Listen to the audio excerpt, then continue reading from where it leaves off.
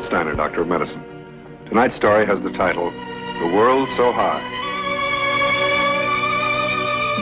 Guardian of birth, healer of the sick, comforter of the aged.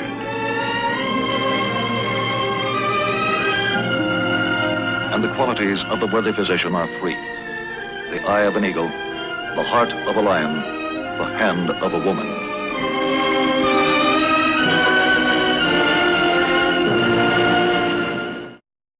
Our actual case history tonight concerns the field of aviation medicine. The object in point, something that most of us take for granted all our lives, the air around us. The case in point, William Clayton Roberts, a doctor of medicine who, in a sense, became his own patient. This story is based on factual reports and documents of the United States Department of Defense and is produced in cooperation with the United States Air Force Aeromedical Branch. The year is 1943. 1943, the battle of the production line, the battle for superior equipment is being won. One great advantage in the air war is altitude, and America starts to produce planes that can attain superior altitude. Effective ceilings for fighters and bombers climb at an unprecedented rate, from a range in the 20,000s and mounting higher and higher into the substratosphere.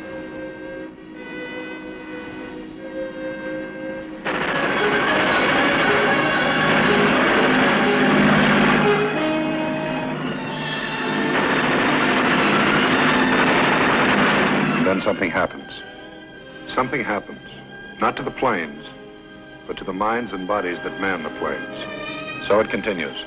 Whenever a plane in high altitude flight must be abandoned, something unexplainable happens to the men who bail out. They have the best parachutes, the best high altitude equipment, but they are being maimed and killed because somehow that equipment is failing them.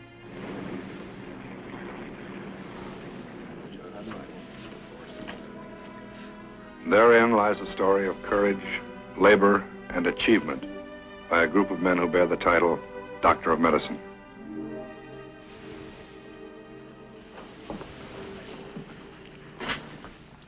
How'd you feel when you bailed out? Fuzzy. Kind of fuzzy. I pulled the cord all right.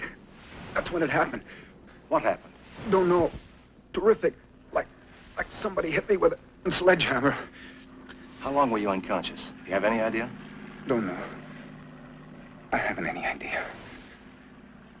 Sorry, Colonel. So am I.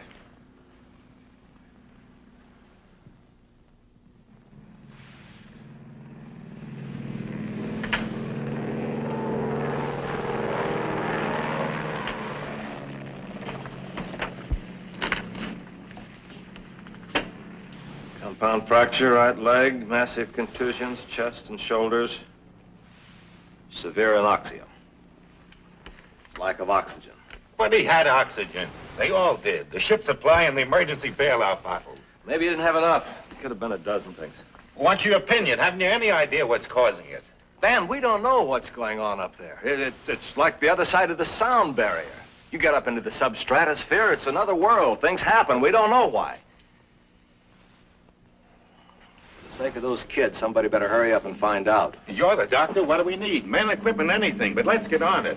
No, it's a stateside job, man. What can they find out in the States? It's right here we're losing the men. This is not a field project, man. It's something for a lab. We can't solve it here. Even the ones who come back like that kid.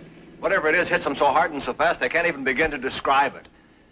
No, you take my word, man. I'm sure this is the way to move. Okay, you sold me. Come on over to communications. How long do you think it'll take them back there? If I know Hap Arnold, not 10 seconds longer than it has to.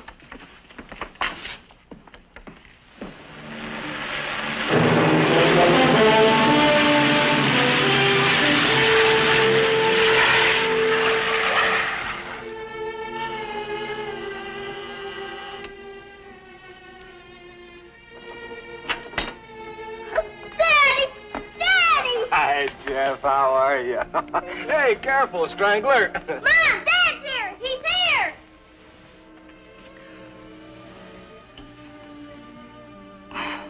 Get the bags, will you, Jeff? Okay, Dad. Will. Oh, gee. How are you? Kids? Where are the rest of them? Oh, Ron's down at the playground. Katie's taking her nap. Everything all right, huh? Uh-huh. Now it is.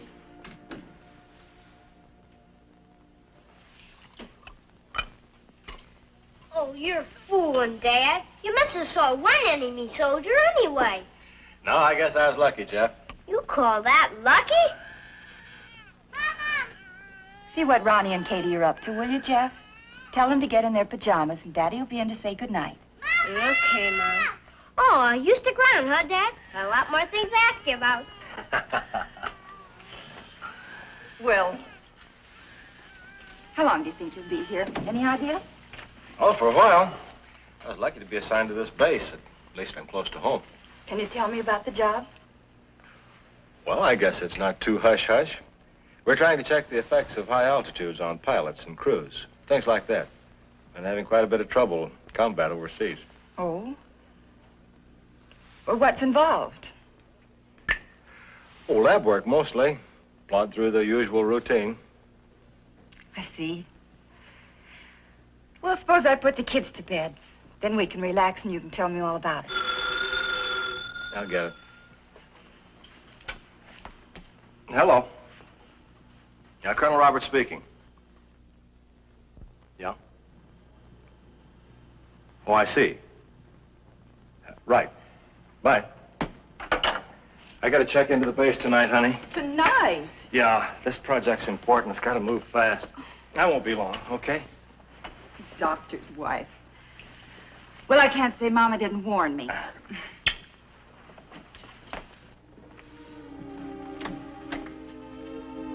Despite the fact it's his first night home with his family in almost 2 years, Dr. Roberts is ordered to check in at the base, where he meets the man who will be his chief assistant, Captain Carl Masterson, a doctor of medicine specializing in the field of internal medicine. And anything we don't have, we can pick up over at Boeing Field. They threw this together fast, but I don't think they did half bad myself. Seems to be a nice setup. Very nice. I've been going over your reports and your personal notes, Colonel. I hope you don't mind. Not at all. Glad you did. So, when do we start? First thing Monday? Well, I don't want to push you, Carl, but how about first thing in the morning? Right? Good deal, Colonel. The following morning, the project is underway. Painstakingly, they lay a foundation from which Dr. Roberts and his assistants hope will stem the ultimate answer to the enigma. What is happening to the men who bail out at high altitudes? To begin with, selected personnel are given rigorous physical checkups with particular emphasis on respiratory and cardiac functions. Particular attention is also paid to the rate at which the bloodstream of each subject is able to accommodate to altitude. And first among the selected personnel, the guinea pigs, are Colonel Roberts and his assistant, Captain Masterson. Days later, another important observation is noted and forwarded to the proper quarters.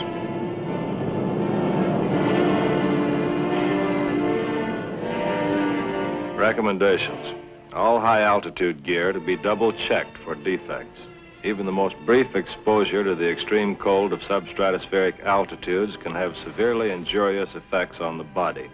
All personnel engaged in high-altitude flights should be issued parachutes of nylon, in preference to silk. Relative qualities of strength, together with other qualities of this material, together with the size of the parachute, lessens the severity of the opening shock and makes for a markedly slower rate of descent. The decompression chamber, a specially designed tank in which the rarefied air of the substratosphere can be simulated. A complete electrocardiographic record is kept of the entire simulated flight, the object to reproduce the rarefied air conditions of an actual bailout, and to chart the reactions of the body.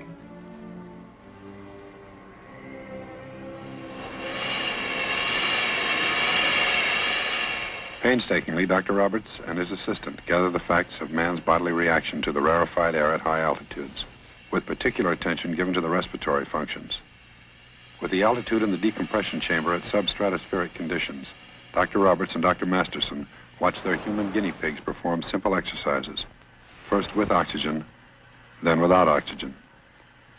Their findings: less than 30 seconds after the oxygen supply is cut off, most men become incoherent and begin to lose their sense of coordination.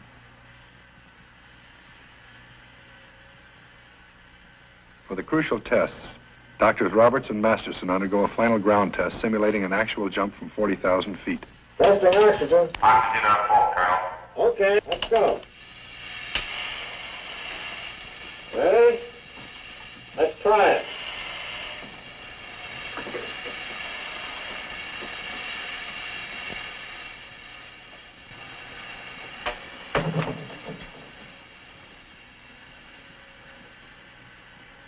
Simulated altitude 40,000 feet.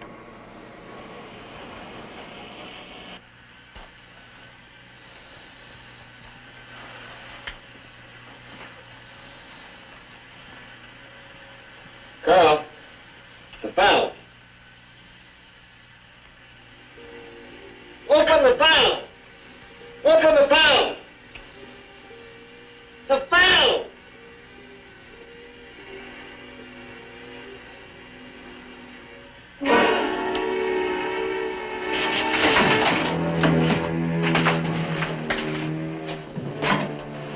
Sergeant, take us down fast.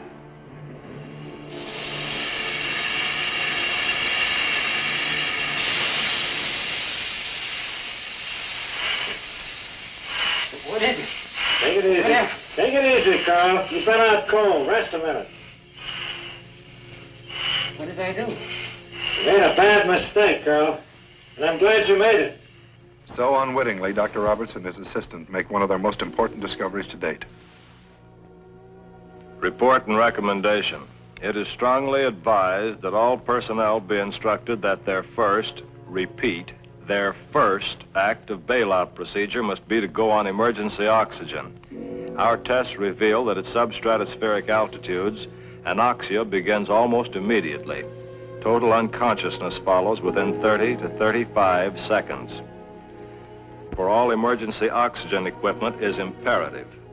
Present fitting, now in use, is likely to fall from subject's face when subject is in state of semi-consciousness or unconsciousness.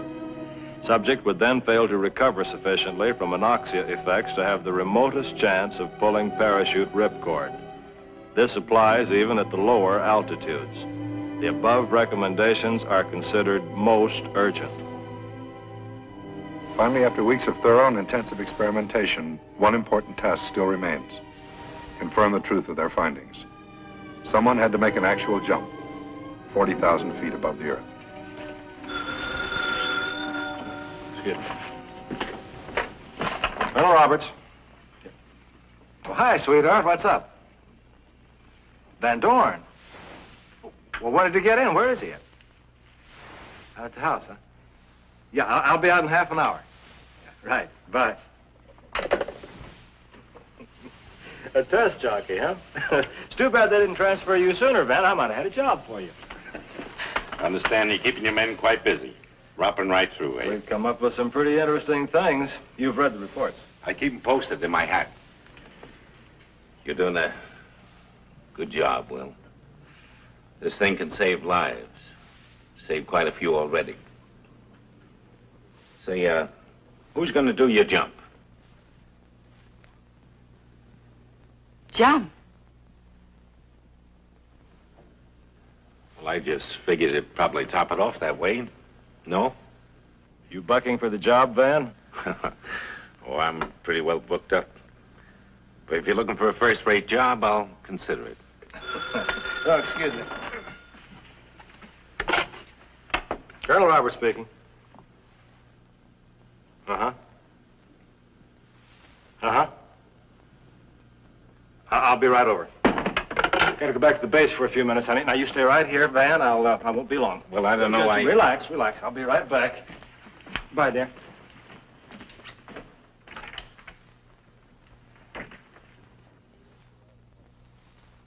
The orders arrive from Washington.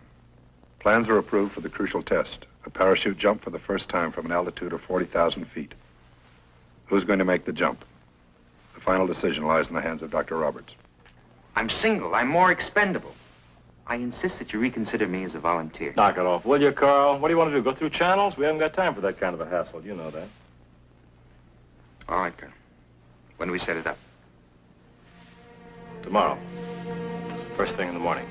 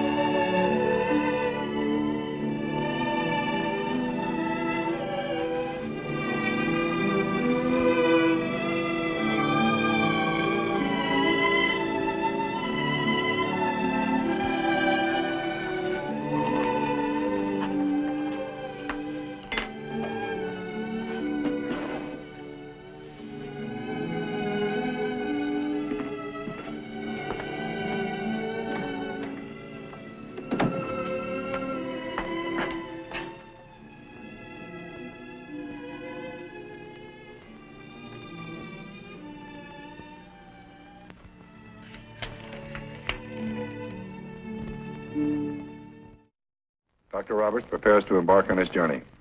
Not a very long one, a mere 16 miles. 8 miles up, 8 miles down.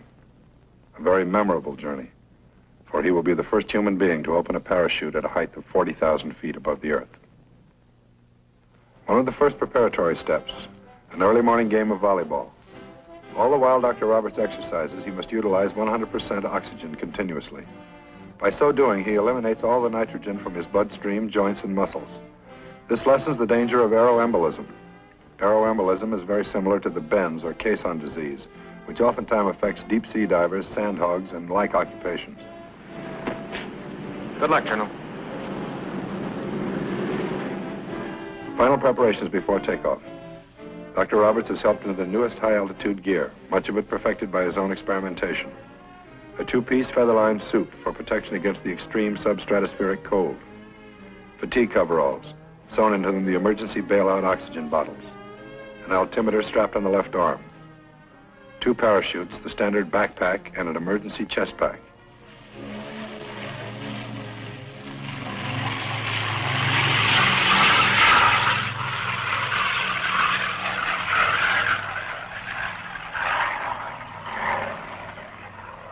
Finally, time for takeoff.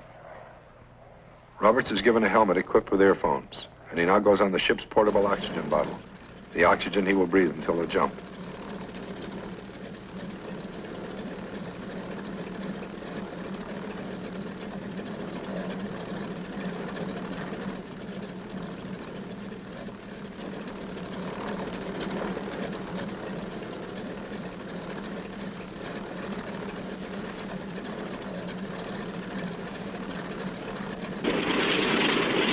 Hendricks to Garraway.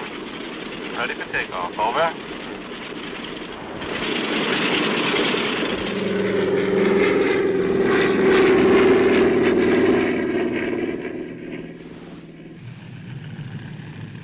Garraway to Hendricks. Ready for takeoff. Lieutenant Garraway will fly Captain Masterson in a smaller plane capable of closely following the subject's descent. Also capable of a fast emergency landing at whatever spot the subject makes contact with the ground. Checklist during flight. Altitude, airspeed, temperature, oxygen supply. Tape line altitude, 40,200 feet. Airspeed indicated 100 miles per hour. Temperature indicated 49 degrees below 0 Fahrenheit. Estimated effective temperature, corrected for airspeed, 79 degrees below 0 Fahrenheit. Time 12:33. Roberts checks the condition of the crew.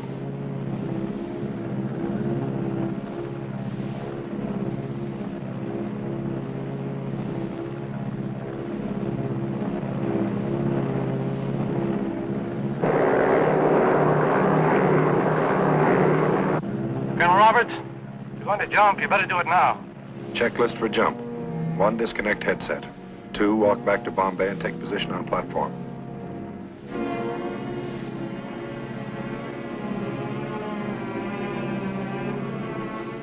3, have parachute static line attached to ensure immediate opening.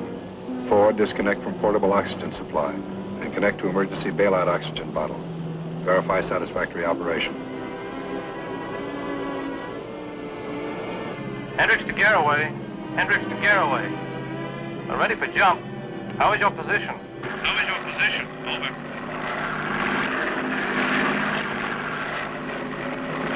Garraway to Hendricks. Position okay. Over and out. 5, open Bombay doors.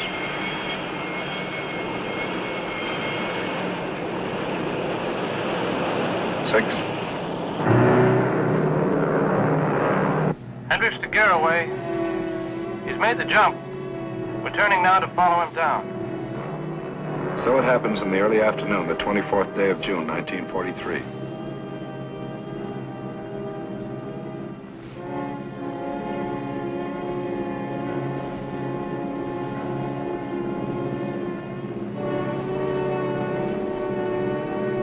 Hendricks to Garraway. We can see him clearly now. He's unconscious. No sign of life. He should be down at your level in about 8 minutes. You'll be able to follow him closer than we can. Contact us as soon as you see him. Over.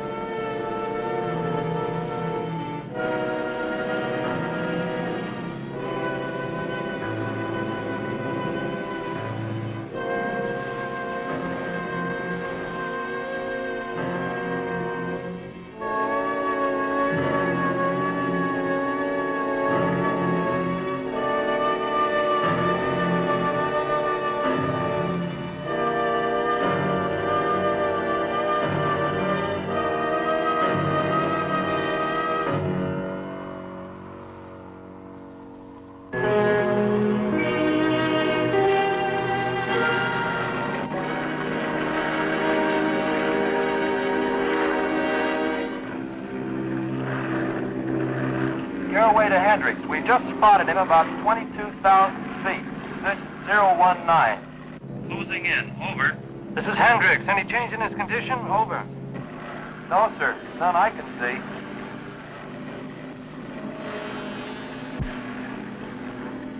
It's about 7 minutes now since we spotted him. Altitude only 8,000. Still no change. Hank, just a minute.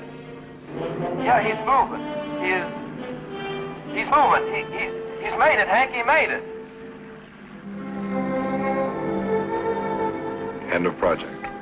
End of test. The end of a journey. Report and recommendations to follow. Dr. Roberts is now well aware what the sledgehammer is. He knows because it almost killed him. The impact on a man of a parachute opening under the conditions of his jump was equivalent to 32 gravities, 32 times the man's own weight.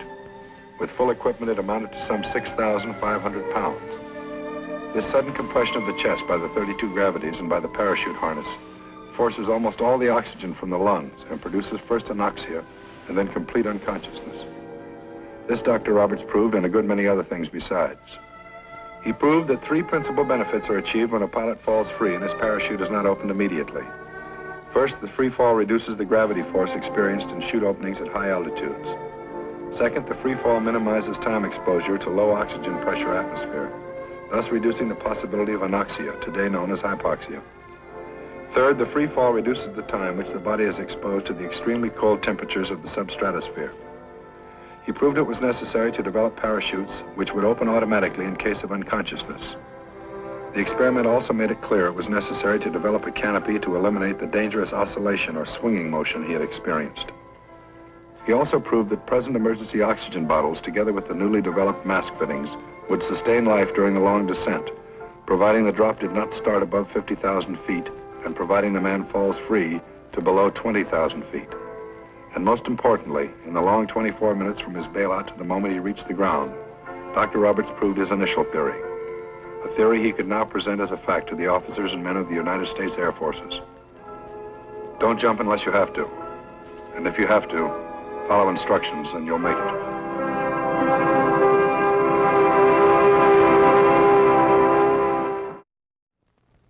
The project dramatized was actually conducted, and the parachute jump involved was executed by William R. Lovelace II, M.D. of Albuquerque, New Mexico.